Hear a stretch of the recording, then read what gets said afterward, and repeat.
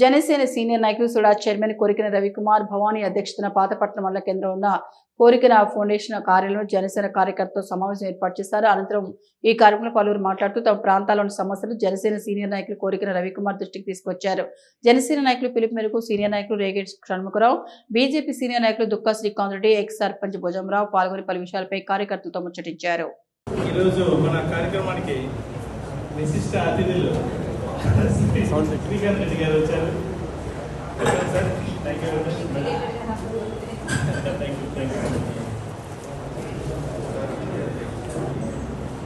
అందరికీ నమస్కారం. క్రాంతి గారు నాకు ఈ కార్యక్రమం రమ్మని చెప్పారు.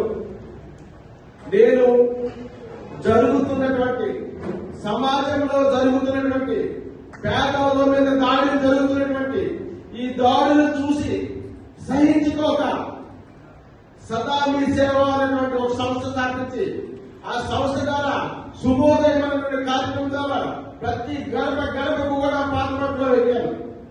మీరు ఒకసారి ఫేస్బుక్ చేయండి. షణ్ముఖరావు అంటే నాకు ప్రొఫైల్ మొత్తం వస్తుంది. ప్రజలు బాగుండాలంటే, ఒక నాయకుడు కావాలంటే మనం ఉన్న సీనియర్స్ కి ఇబ్బంది పెట్టకుండా మనము జనాల్లోకి వెళ్లి వాళ్ళ సమస్యలు తెలుసుకొని సమస్యలు తీర్చిదిద్దే విధంగా మనం ప్రయత్నించవచ్చు. అదేంటంటే ఈ సదామి సేవ గ్రూప్ ద్వారా శుభోదయం ప్రారంభం పెట్టాం. ఈ రోజు పాతపట్నంలో ప్రతి సమస్యని ఎత్తి చూపించాం. ఇక్కడ తప్పు జరుగుతుంది, ఈ సమస్య తీర్చిదిద్దాలన్నటువంటి ఆలోచనతో చాలా వీధులు తిరిగి ఈ మనం ఒకటో తరగతి వాళ్ళు ఏమైందండి, చాలా సమస్యలు కూడా తీరయ్యాయి. రానున్న స్థానిక సంస్థల ఎన్నికల్లో పాతపట్నం మేజర్ పంచాయతీకి పోటీ చేయడానికి నేను సిద్ధంగా ఉన్నాను. నేను మెగా ఫ్యామిలీ అభిమానులు అయినప్పటికీ కూడా ఇండిపెండెంట్ గా అన్ని పార్టీలు కలుపుకొని అందరినీ కలుపుకొని వెళ్తున్నాను.